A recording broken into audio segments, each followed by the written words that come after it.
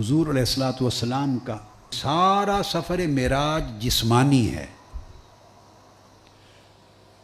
مسجد حرام سے لے کے مسجد اقصیٰ تک، اور مسجد اقصیٰ سے سدرۃ المنتہا تک، اور سدرۃ المنتہا سے قاب قوسین او ادنیٰ تک، سارا سفر تینوں مرحلوں پر مشتمل، سارا سفر جسمانی اور روحانی مشترکہ ہے، یعنی جسم اقدس کے ساتھ ہے۔ اس پورے سفر کا کوئی ایک مرحلہ بھی ایسا نہیں جو صرف آپ کی روح مبارک نے کیا ہو اور جسم اقدس ساتھ نہ ہو۔ اب بات سمجھ گئے؟ میں پھر دوہرا رہا ہوں، اس پورے سفر کا کوئی ایک مرحلہ بھی ایسا نہیں ہے جہاں آقا علیہ الصلوۃ والسلام کا جسم اقدس اور آپ کی روح مبارک دونوں اکٹھے نہ ہوں۔ ایسا نہیں کہ کچھ حصہ جسم اقدس کے ساتھ آپ نے سفر فرمایا، کچھ حصہ جسم اقدس رہ گیا اور روح مبارک کے ساتھ سفر کیا، یہ تفریق نہیں ہوئی۔ اب اس کی وجہ سمجھاتا ہوں۔ علماء نے ان چیزوں پر لکھا ہے، اکابر علماء نے، ائمہ نے۔ میں آپ کو سادہ طریقے سے اس کی بنیادی، اس کا جو سر ہے، راز ہے، اس کی حقیقت و حکمت سمجھاتا ہوں۔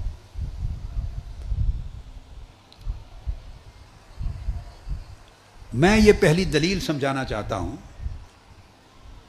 کہ آپ سارے سفر کو کچھ حصہ جسم کے ساتھ اور کچھ حصہ روح کے ساتھ اس طور پہ تقسیم نہیں کر سکتے، تقسیم نہیں کر سکتے۔ یا سارا سفر جسم کے ساتھ ماننا ہوگا، یا سارا سفر بغیر جسم کے صرف روحانی طور پر روح کا ماننا ہوگا۔ میں دوہرا رہا ہوں کہ آپ اس سفر کو کچھ معراج اور آپ کا اسراء مع الجسد فقط، اور کچھ حصہ سفر مع الروح فقط، بلا جسد، بغیر جسم کے، اس طرح اس سفر کے حصے اور ٹکڑے نہیں کر سکتے۔ یا سارا سفر جسم و روح کا اکٹھا جسم کے ساتھ ماننا ہوگا، یا سارا سفر جسم کے بغیر فقط روح کا ماننا ہوگا۔ بین بین کی صورت ممکن نہیں۔ کوئی یوں کہہ سکتا ہے کہ کیا حرج ہے کہ مسجد حرام سے مسجد اقصیٰ تک کہ سفر کو جسم سے مان لیں اور اوپر کا حصہ صرف روح کا مان لیں۔ کوئی یہ کہہ سکتا ہے، اور ہم بھی اس کو بات سمجھنے سمجھانے کی غرض سے ایک لمحے کے لیے اپنے پاس رکھتے ہیں اور اس پر غور کرتے ہیں۔ اگر کوئی کہے کہ صرف روح کے ساتھ ہوا ہے، کوئی کہے کہ یہ معراج فقط روحانی ہے، تو یہ بات یاد رکھ لیں، روحانی معراج سے مراد، جو لوگ ایسا کہتے ہیں، وہ منامی معراج ہوتا ہے، خواب کی معراج۔ روحانی معراج سے مراد یعنی سوئے اور رات خواب میں معراج کیا، منامی معراج ہے، خواب کی معراج۔ یہ ہے روحانی معراج کا معنی۔ اگر آپ روحانی اور منامی معراج مان لیں تو یہ معجزہ ہی نہ رہا۔ اگر اس موقف کو مان لیں تو یہ معجزہ ہی نہ رہا، اور معجزے کا کلیتاً انکار ہو گیا۔ اور یہ قرآن مجید میں اللہ پاک کا فرمانا سبحان الذی اسریٰ بعبدہ استغفر اللہ العظیم، یہ ایک ایسا اللہ کا ایک ایسا دعویٰ بن گیا کہ جس دعوے کی کوئی ضرورت ہی نہیں تھی، اور جس دعوے میں کوئی حقیقت ہی نہیں تھی، کہ پاک ہے وہ ذات جو اپنے بندے کو لے گئی۔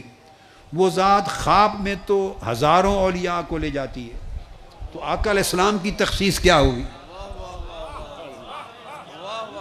خواب میں تو ہزاروں اولیاء آقا علیہ السلام کی امت کے ایسے ہو گزرے ہیں اور ایسے ہوتے ہیں جنہیں خواب میں مسجد حرام سے مسجد اقصیٰ تک خواب میں اور کبھی آسمانوں تک یہ سفر کرایا جاتا ہے، کئیوں نے کیا ہے، کئی اللہ کے کئی اولیاء نے یہ سفر کیا ہے۔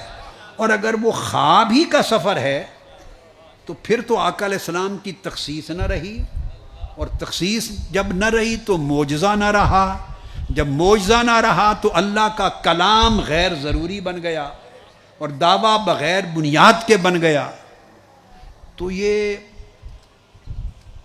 نہ قرآن میں اس کا ورود ریلیونٹ رہا، نہ سورہ النجم والنجم اذا ہوا سے آگے وہ کوئی 16-17 آیتوں کا کوئی ریلیونس نہ رہا آقا علیہ السلام کی ذات سے۔ وہ الگ بات ہے، اس بحث میں نہیں پڑھتے کہ اس سے مراد جبرائیل امین کو لینا ہے، ما زاغ البصر وما طغی، یہ اللہ پاک کو لینا ہے۔ ثم دنا فتدلی سے مراد آقا علیہ السلام کو اور اللہ کی ذات کو لینا ہے، یا آقا علیہ السلام کو اور جبرائیل امین کی ذات کو لینا ہے۔ فتدلی سے مراد کس کو لینا ہے؟ فکان قاب قوسین او ادنیٰ سے مراد کس کو لینا ہے؟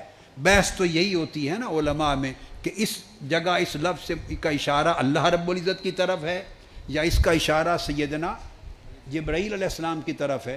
بھائی اللہ کی طرف ہو یا جبرائیل امین کی طرف ہو، اگر سب کچھ خواب میں ہوا ہے تو یہ معجزہ ہی نہیں ہے۔ خواب آتے رہتے ہیں، خواب عام مومنین مسلمانوں کو بھی آتے ہیں اور صالحین کو اس سے بہتر صادق خواب آتے ہیں، سچے، پھر اولیاء کو ان سے اچھے سچے خواب آتے ہیں، پھر اولیاء کاملین کو، صادقین کو، مقربین کو، صدیقین کو اور سچے خواب آتے ہیں، اور سچے خوابوں میں اولیاء کو اللہ کی زیارت بھی ہوتی ہے، جبرائیل امین کی زیارت بھی ہوتی ہے، وہ جبرائیل امین کے ساتھ سفر بھی کرتے ہیں، وہ مسجد اقصیٰ بھی جاتے ہیں، وہ آسمانوں پر بھی جاتے ہیں، وہ جنتوں میں بھی جاتے ہیں، اولیاء خواب میں ہر جگہ جاتے ہیں۔ اب اگر اس کو منامی اور روحانی معراج لے لیں تو یہ تو معجزہ کا انکار ہو گیا، یہ تو معجزہ کا ہی انکار ہو گیا۔ اور اللہ پاک جو اس طرح فرما رہے ہیں سبحان الذی، پاک ہے وہ ذات، کوئی بڑا کام ہو تو تب اللہ اس بات کو سبحان الذی سے شروع کرتا ہے۔ آپ بھی سبحان اللہ کہتے ہیں نا، ایک عام بات ہو، مثلا یہ اگر میں پانی پی لوں تو آپ سبحان اللہ کہیں گے؟ ہر کوئی پانی پیتا ہے، اس میں سبحان اللہ کی کون سی بات ہے؟ آپ سمجھ گئے؟ اگر کوئی کھانا کھا لے تو سبحان اللہ کی کون سی بات؟ کسی کو نیند آ جائے، اس میں خواب آ جائے تو سبحان اللہ کی کون سی بات ہے؟ جو مطابق عادت ہو اس پہ سبحان اللہ نہیں کہا جاتا، جو زندگی کے عام طور طریقوں اور عادتوں کے مطابق ہو اس پر آدمی سبحان اللہ نہیں کہتا، سبحان اللہ اس پر کہتے ہیں جس بات پر تعجب ہو، جو عادت کے خلاف ہو، انسانی طاقت، عادت، صلاحیت، استعداد، قوت اس کو عام طور پہ نہ پہنچ سکتی ہو، کوئی انوکھا اور نرالا کام ہو جو کوئی اور نہ کر سکتا ہو اور کوئی کر دکھائے، اس پر انسان ایسے کلمات تحسین بولتا ہے سبحان اللہ۔ یہ ہے سبحان الذی اسریٰ بعبدہ، پاک ہے وہ ذات، اور پاک کس سے؟ شک و شبہ اور اعتراض سے پاک ہے، ہر قسم کی کمزوری اور نقص سے پاک ہے۔ جو چیز تم سوچ نہیں سکتے وہ اللہ نے اپنے محبوب کے لیے کر دکھائی، تو فرمایا پاک ہے وہ ذات، سبحان اللہ۔ تو پہلی بات تو یہ ہوئی کہ اگر اس کو منامی اور روحانی لے لیں، منامی لے لیں، سمجھ رہے، تو پھر تو معجزہ نہیں، پھر تو معجزہ نہیں۔ اب سیکنڈ سٹیپ لیتا ہوں، آگے ایک قدم آگے بڑھتے ہیں۔ For the sake of discussion, ایسے بحث کے لیے، بات کو سمجھنے سمجھانے کے لیے ایک دوسرا اینگل سمجھتے لے لیتے ہیں کہ کوئی یہ کہے جب کہ یہ بات کسی نے کہی نہیں، یہ بھی بتا دوں، ایک امکان لے رہا ہوں، پاسبلٹی، جبکہ اس امکان اور پاسبلٹی کو کسی نے علماء اور ائمہ میں سے کسی نے نہیں لیا، مگر کیا فرق پڑتا ہے، یعنی جس کے جی میں جو آئے وہ اگل مار دیتا ہے، تو چلو اس کو بھی انٹرٹین کر لیتے ہیں۔ کوئی کہے کہ خواب تو نہیں تھا مگر جسم بھی نہیں گیا، فقط روح گئی، تو یہ بے عقلی کی بات ہے۔ اس لیے کہ ایسا کہنے والا گویا یہ کہنا چاہتا ہے کہ ایک وقت اس رات ایسا آیا کہ جسم اقدس آرام فرما تھا اور جسم سے روح نکل گئی تھی، یعنی جب روح نکل جائے تو اس کیفیت کو موت کہتے ہیں۔ تو آپ معراج کا موضوع بیان کرتے ہوئے معاذ اللہ آقا علیہ السلام کی ذات اقدس پر موت وارد کر رہے ہیں کہ روح جسم سے نکل گئی۔ جب روح نکل جائے، خالی جسم رہ جائے، اسی کو موت کہتے ہیں، اسی کو۔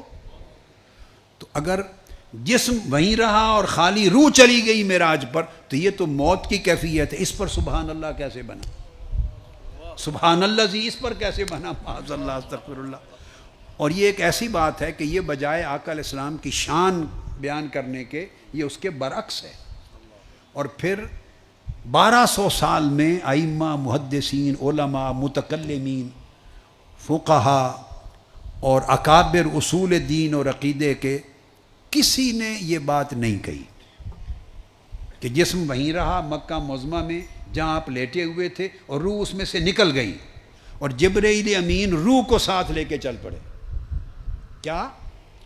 روح کو ساتھ لے کے چل پڑے اور روح گئی اوپر قاب قوسین تک یا سدرۃ المنتہا تک یا مسجد اقصیٰ تک۔ سمجھ گئے؟ تو یہ نامعقول بات ہوگی اور نہ یہ عقل میں آنے والی ہے نہ نقل میں آنے والی ہے، یہ سراسر غلط، بے بنیاد اور نادانی کی بات ہوگی۔ اور پھر اس پر اگلی بات یہ کہ اگر خالی روح نے سفر کرنا تھا تو اس کے لیے براق لانے کی کیا ضرورت ہے؟ اگر روح نے سفر کرنا ہو تو گھوڑے لائے جاتے ہیں روح کے لیے؟ روح کے لیے کوئی گھوڑے یا کوئی براق لائے، اس کے لیے سواری کی کیا ضرورت ہے؟ روح تو خود اس براق سے بھی زیادہ نورانی ہے۔ یہ جو براق لایا گیا یہ تو خود اس بات کا میسج ہے کہ آقا علیہ السلام جسد مبارک سمیت بنفس نفیس سفر کے لیے تشریف لے جا رہے ہیں۔ یہ جو براق کا ذکر آیا ہے وہ خود ایک میسج ہے کہ یہ سفر نہ خواب کا تھا نہ خالی روح کا تھا، جس میں پاک کے ساتھ سوار ہوئے جیسے سواری کی جاتی ہے۔ آپ سمجھے بات کو؟ جیسے سواری کی جاتی۔ خود براق اٹ سیلف اس بات کی کافی و وافی دلیل ہے کہ منامی اور روحانی نہیں ہے، محض روحانی نہیں ہے، منامی تو ہے ہی نہیں، منامی تو ہے ہی نہیں۔ اور پھر اگر واپس آ کے آقا علیہ الصلوۃ والسلام یہ فرما دیں اور آپ نے فرمایا ہو کہ میں نے آج رات خواب میں معراج کیا ہے اور خواب میں مسجد اقصیٰ پہ گئے ہوں، تو کسی کو اعتراض کرنے کی ضرورت ہے؟ ابو جہل کو اعتراض کرنے کی ضرورت ہے؟ سیدنا ابو بکر صدیق کو تصدیق کرنے کی ضرورت ہے؟ کفار و مشرکین کا اکٹھ کرنے کی کوئی ضرورت ہے سین کعبہ میں اس بات پہ کہ انہوں نے دعویٰ کیا ہے کہ آج میں نے خواب میں معراج کیا؟ تو اکٹھ کس چیز کا؟ ہر کوئی خواب میں کر سکتا ہے۔ کسی کا معراج یہاں تک، کسی کا یہاں تک، کسی کا وہاں تک، ہر کسی کی اپنی صلاحیت ہے۔ تو اس پر تو اعتراض ہی نہیں بنتا، انکار بھی نہیں بنتا، تصدیق بھی نہیں بنتی، تکذیب بھی نہیں بنتی۔ اور پھر احادیث میں آتا ہے کہ وہ اکٹھے ہو کر آقا علیہ السلام سے سوال کرنے لگے کہ بتائیں مسجد اقصیٰ میں کیا ہے، راستے میں کیا دیکھا؟ اگر کسی نے خواب دیکھا ہو تو خواب بتائے تو کوئی اس عمارت کی کڑیاں بھی پوچھتا ہے اس سے، اس کی کھڑکیاں بھی پوچھتا ہے۔ خواب دیکھا ہو تو اس کی کوئی تفصیلات اور علامات بھی پوچھتا ہے۔ بھلے سفر میں بھی کوئی پوچھتا ہے کہ کسی قافلے کو دیکھا، کیا ہوا کیا نہیں ہوا۔ خواب اگر کوئی بتا دے میں نے خواب دیکھا ہے تو اس سے کوئی سوال کرنا بنتا ہی نہیں ہے۔ اس سے ثابت ہوا کہ آقا علیہ السلام نے بھی صبح جب بیان کیا تو خواب کر کے بیان نہیں فرمایا تھا، ایک کھڑی جیتے جاگتے معراج کی حقیقت کو بیان کیا تھا۔ تب ہی تو ایک زلزلہ بپا ہو گیا کفار میں کہ یہ کیسی بات کر دی، ایک ہی رات میں یہ وہاں سے یہاں کیسے ہو کے آ گئے؟ تو خواب میں تو ہوتا رہتا ہے۔ تو یہ تو پہلی بات کی نفی ہو گئی، ٹھیک ہے۔ اب دوسری بات جو میں نے شروع کی تھی تو میں نے کہا کہ رک جاتے ہیں، پہلے اس حصے کو تھوڑا دیکھ لیں. اب دوسری بات لیتے ہیں.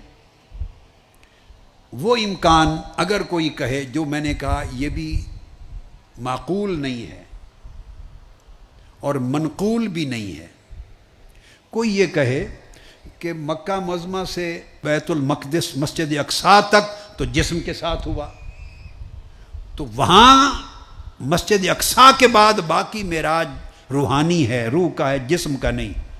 اب اس پریپوزیشن کو لے لیتے ہیں. اگر کوئی یہ کہے تو اس پر سوال بنتا ہے، اس سے پوچھا جائے گا کہ اگر مسجد اقصیٰ تک آپ نے مانا کہ جسم کے ساتھ گئے، اوپر روح کے ساتھ گئے، تو جسم کہاں چھوڑ گئے؟ حرم کعبہ میں چھوڑ گئے یا ادھر فلسطین میں رہ گیا جسم اقدس؟ تو یہ بات غیر معقول ہے اور غیر منقول. یعنی آپ اگر تقسیم کریں گے تو کیا بنے گا؟ مسجد اقصیٰ تک جسم کے ساتھ گئے تو وہاں کیا ہوا کہ پھر وہاں سے روح اقدس نکال لی گئی، جسم وہیں چھوڑ دیا گیا. اگر کہیں کہ جسم ادھر ہی رہا تو پھر تو مسجد اقصیٰ تک بھی جسم کے ساتھ نہیں گئے. اور اگر کہیں وہاں تک جسم کے ساتھ گئے اوپر روح کے ساتھ، تو جسم پھر وہاں کہاں چھوڑا؟ روح کب پلٹی، پھر جسم میں کب آئی، اور اس عرصے میں جسم زندہ رہا یا وفات پا گئے؟ سارے سوال جو مکہ معظمہ میں قیام کے دوران وارد ہونے تھے وہ سارے القدس میں وارد ہو گئے. اب بات سمجھے؟ آپ نے وہاں لے جا کر پھر جسم اور روح کو جدا کر دیا، تو جسم اقدس کا کیا بنا، روح اقدس کا کیا بنا؟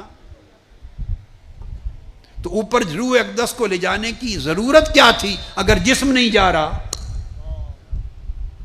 تو جسم اقدس وہاں رہا یا وہاں سے براق پر واپس آ گیا؟ وہ براق پر واپس آ گیا تو روح مبارک کس چیز پر گئی؟ اگر براق روح لے گئی اوپر تو جسم واپس کیسے آیا؟ آپ بات کو سمجھیں. لہذا اگر آپ اس مفروضے کو بنا لیں تو اس میں بھی کوئی جان، عقل اور شعور اور دلیل نہیں ہے.